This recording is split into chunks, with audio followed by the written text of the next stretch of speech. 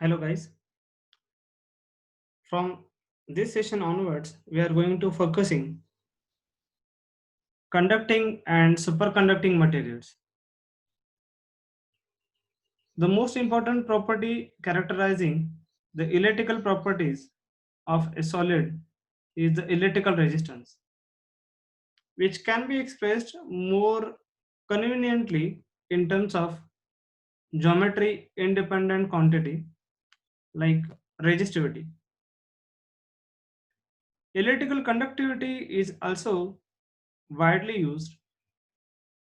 The conductivity of solids so wide a range of values about 23 orders of magnitude.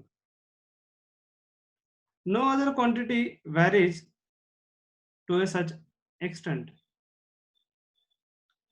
The main facts relating to conductivities of materials are the range and variations, temperature dependence, pressure dependence, the relation of thermal conductivity to electrical conductivity, the conductivity of impure metals or dilute alloys, the properties and applications of high and low conductive materials, and the physics and application of superconductors.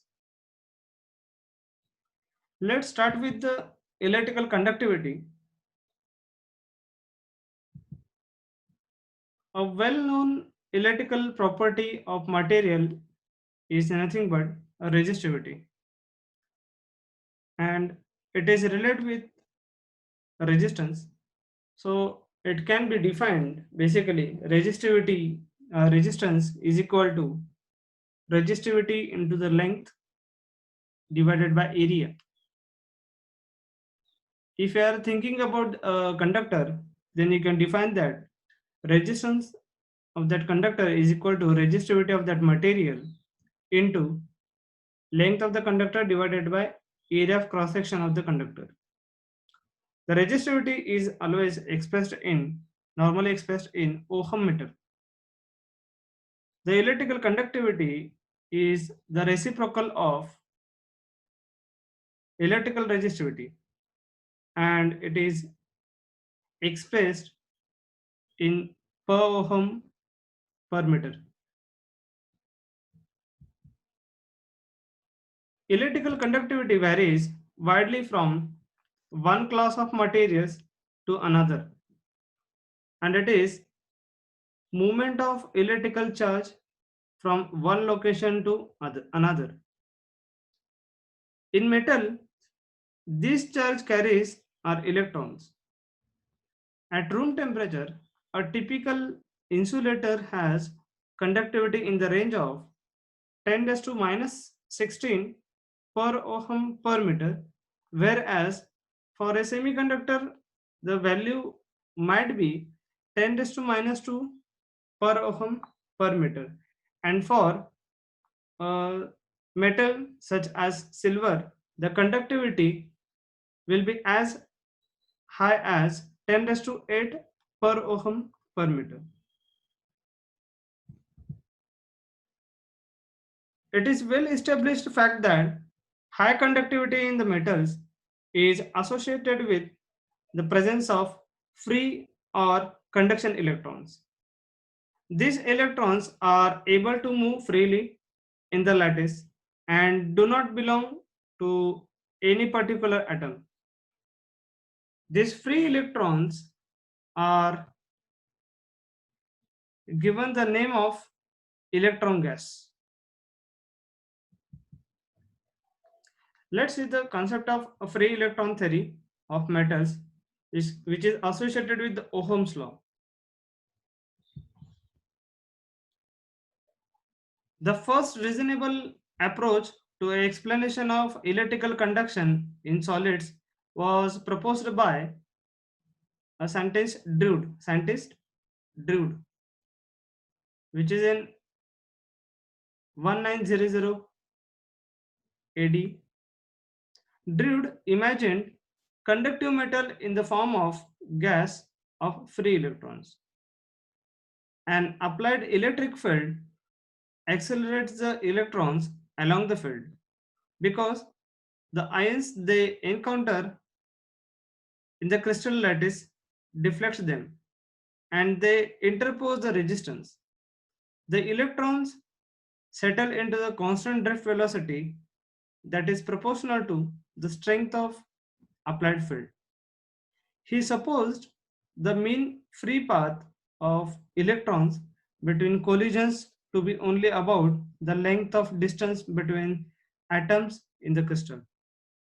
For explaining the behavior of metals, all electrons were assumed to be free and act as a carriers. Considering that valence electrons, which are completely detached from the atoms and are responsible for conduction in the material, we get the picture of the conduction as a lattice of positive ions through which an electron gas can move. The ions are capable of vibrating about their individual lattice sides, but these are not free to wander from one lattice side to another. The electrons, however, are free to move throughout the lattice and do not belong to any particular atom. For a monovalent metal, one assumes that the number of free electrons in a given volume is equal to the number of atoms in the same volume. In the absence of electric field, the random velocities of electrons are determined by the temperature and in a particular direction. The net drift velocity is 0. When an electric field is applied, the electrons acquire a systematic velocity so that the motion of electrons will have two components. First is random motion depending on the temperature, and second, directed motion determined by electric field polarities. Once again, I want to repeat these points because which is very important for the concept of free electrons theory. In the absence of electric field, the random velocities of electrons are determined by the temperature and in particular direction. So the net drift velocity is 0, which is in the absence of electric field. But when an electric field is applied, then electrons acquire a velocity so that the motion of the electrons will have two components. First is random motion depending on temperature, and second is directed motion determined by the electric field polarity. When to a conductor an electric field is applied, each electron has superposed onto its random velocity and well directed motion. If there are no collisions of electrons, then the electrons would gain indefinite momentum due to the action of electric field. And the collision of electrons with lattice, however, check the growth of this momentum continuously.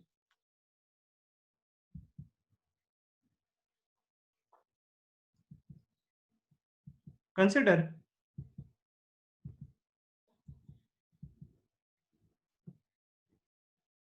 a system of free electrons in a conductor which is subjected to an electric field, that is capital E volt per meter, and this figure shows a conductor supplied across with a voltage V and having electric field of capital E. Let at any moment average forward acceleration of the electrons be considered d2x by dt square. d2x by dt square, it is nothing but the acceleration. This is the direction of x, which is showing you the x direction, and obviously the electrons is conducting from this negative polarity to positive polarity. So this direction shows the conduction of direction of electrons, which is based on the electric field applied. So with respect to this direction and the time, we can define that acceleration is nothing but d2x by dt square.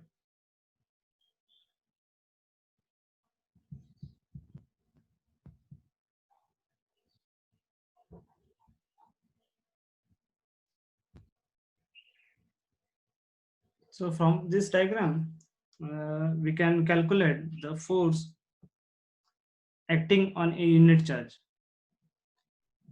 So simply force is nothing but the mass into the acceleration. So the equation can be defined as m. Here m is nothing but the mass of one electron, negative charged electron, and this is nothing but the acceleration of a unit charge. So mass into acceleration, which shows the force acting on a unit charge, and which can be defined as m into d2x by dt square is equal to minus e into capital E. Capital E is the force acting on a unit charge, and small e is nothing but the negative charge, means electrons charge. So by integrating this above equation, that m into d2x by dt square is equal to minus e into capital E, we will get that m into dx by dt, m into dx by dt is equal to minus e into t plus capital A, where a is nothing but a constant, integral constant, and we can calculate here the integration with by keeping here d2x by dt square as it is, and just moving this dt square on the right side. By keeping this on, you can calculate the integration as, you will get that m into dx by dt is equal to minus e into et plus capital E. Or also it can be defined as, by moving this m term on the right side, so it can be write as minus e into capital E into t divided by m plus capital A divided by m. So e by m, just I am combining this term, but a divided by small m you can write with a constant, because a is the integral constant, so it can be defined as with a separate variable as a constant. So c is taken as a constant. Now, dx by dt represents the velocity uh, which continuously increasing with the time. Here, by integrating this, we are getting the dx by dt, which shows the velocity which continuously increases with the time. And obviously, c must have the dimension of velocity, because this term shows the velocity. So c must be of the dimension of velocity, and it can be random velocity of electron. So we can write as that c term in terms of velocity, which is which can be known as random or average velocity. Then v random average to 0. Suppose that v random is 0. Then if you are considering this constant value is 0, then we can get that as there is no net transfer of charge in the absence of the field, then taking the average effect of this equation, you can write as vx by dx by dt is nothing but the vx, that is average velocity, is equal to minus e by m into e. This term keep as it is, just additional term can be defined with this term is 0, then t is termed as tau. This tau indicates that the tau is the collision time. It is nothing but collision time, and Vx represents the average drift velocity. Average average interval of successive collision between the electrons and the lattice, which shows the collision time, and that is represented with the tau here. Let's consider current Ix with the current carried along this uh, cross section of the conductor. Along this cross section of the conductor, Ix with the current, and uh, inside in the x direction, by electrons of the charge minus e and the drift velocity Vx. In time, simply we are going to apply the fundamentals. Here in time dt, the electrons will travel a distance can be calculated as, we know the distance is nothing but the velocity into time. So velocity of the electron unit charge is nothing but average velocity, drift velocity, that is Vx, velocity into time. Then we are here calculating the distance traveled by the electrons in time dt. So Vx into dt will get the distance traveled by the electrons. Now the number of electrons crossing this cross-sectional area, capital A, in time dt, we can also calculate as a number contained in the volume. So number contained in this volume, number of electrons contained in the volumes is nothing but the number of electrons crossing this cross-sectional area capital A in time dt. So we can calculate as number of electrons crossing a cross-sectional area, that is capital A, in time dt is nothing but area into distance. So distance is nothing but Vx into dt. So we can define the number of electron crossing that this cross-sectional area is nothing but A into Vx into dt. Now with small n, some one term is adding here, small n, which is nothing but electrons per unit, as electron per unit. The charge flowing through this section in time dt can be defined as the charge dq. Means just I'm going to define here the charge flowing through this cross sectional area A. That charge can be defined with the formulation as minus e is a charge into n into A into Vx dt. This is nothing but uh, number of electrons crossing that area of cross section A, this one A into Vx into dt, and minus e is the charge of the electrons, and n is the number of electrons is flowing through that cross sectional area within the time dt. So charge can be defined as minus e n into A into Vx into dt. And also it can be read as, suppose if you are taking this dt on the left hand side, so we can write as dq by dt. This dq by dt is nothing but charge per unit per unit time, charge flowing of charge per unit time. So this is nothing but the definition of current. So it is nothing but Ix, that is current flowing through this cross sectional area. So it is Ix, we can define as this equation as Ix is equal to minus E n into A into Vx.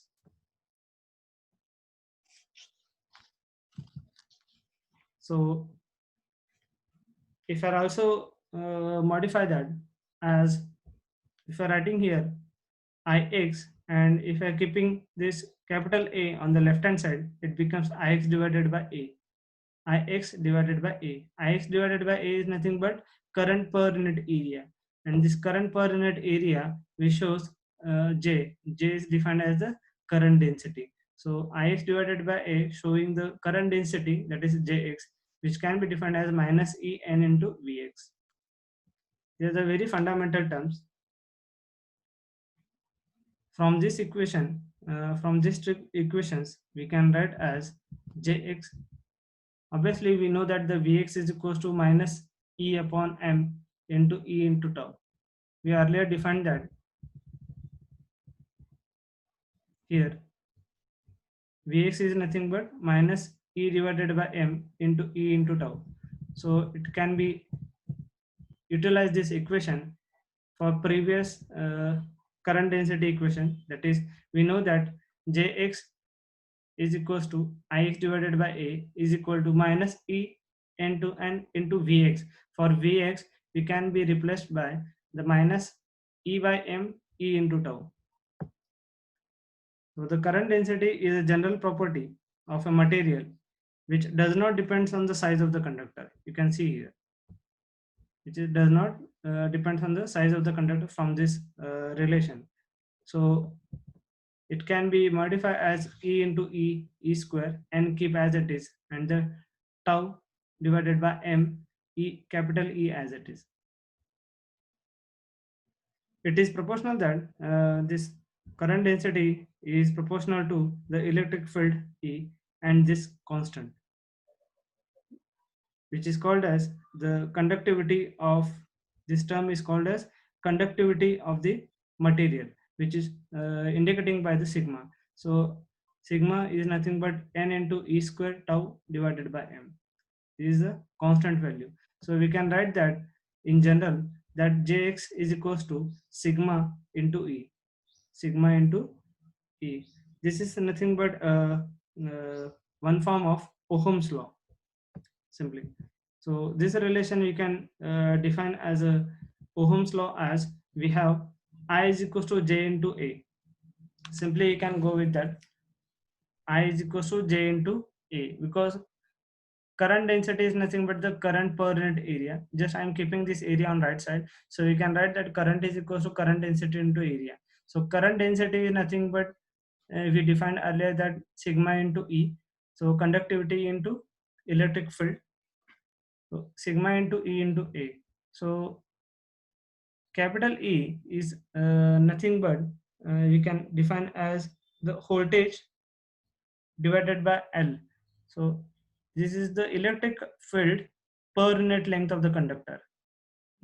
So we can define that voltage applied divided by length of that conductor. So if you are solving this, you can see here the sigma is nothing but conductivity, and conductivity and the resistivity both are inversely proportional to each other. If you are keeping this as with the reciprocal, we can write as R is equals to L divided by sigma into A. So with respect to this relation, we can write the I is equals to V divided by R, which is showing the Ohm's law. So here V is the applied voltage, R is the resistance of the conductor, and I is the current flowing through that conductor. And sigma is the conductivity. Here L shows the length of the conductor, V is the voltage applied, and capital A is the area of cross section. Thank you very much.